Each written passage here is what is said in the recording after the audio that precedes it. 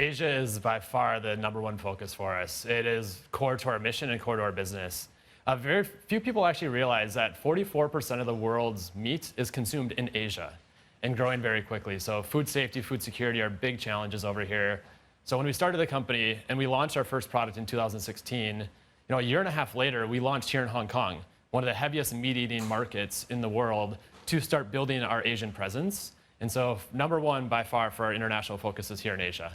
Now, while you said, a huge meat-eating presence, and that is obviously your market to attract, but also there seems to be potentially a challenge when it comes to the education of consumers here because of the fact that this is such a heavy meat-eating market. So how do you go about that? Well, what we've learned is that whether it's Western consumers, Eastern consumers, like everybody's had veggie burgers, mock meats, things like that, and they don't come close to delivering that sensory experience that meat lovers crave. And so that is our biggest barrier.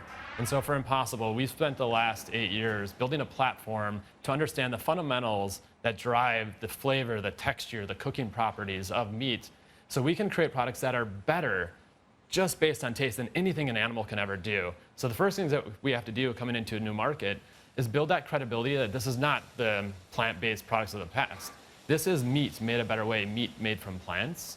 And so here in Hong Kong, we started with 2 of the most meat-heavy, globally renowned chefs, Mei Chow, Uwe Opachinski, to help us tell that story. And for them putting it on their menu is a great sign of credibility for us to really hit the mass market too. Yeah, and I wanted to talk a bit about that part of the strategy, because in the US you had a deal with Burger King, of course, and in local markets like Hong Kong, you're going for individual kind of local potential companies. But when you look at some of the big ones like Burger King, do you see that deal expanding internationally as well?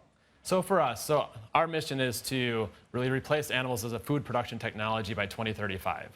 That means we have to be everywhere. Now we have to be strategic about where we start and how we grow. So starting with the really premium chefs, top-end hotels, before we go to the Burger Kings of the world, is really important to bring the consumer along the path with us. And so in the US, it was the same thing. We started with David Chang in New York City, the meat chef of New York City, who said he would never serve a vegetarian product on his menu.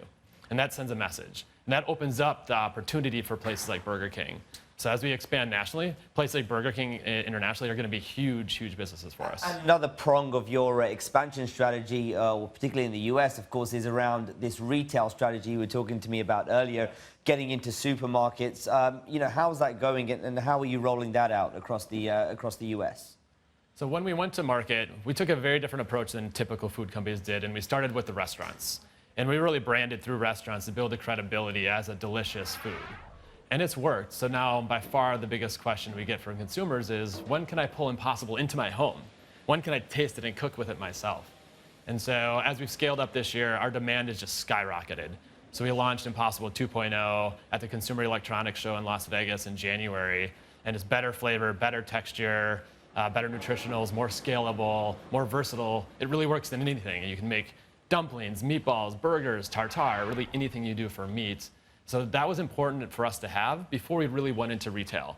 And so now that it's our biggest question, our production is ramping up very fast. Later this year, we're going to start in the retail market, and you'll see a lot of growth there in the next couple years.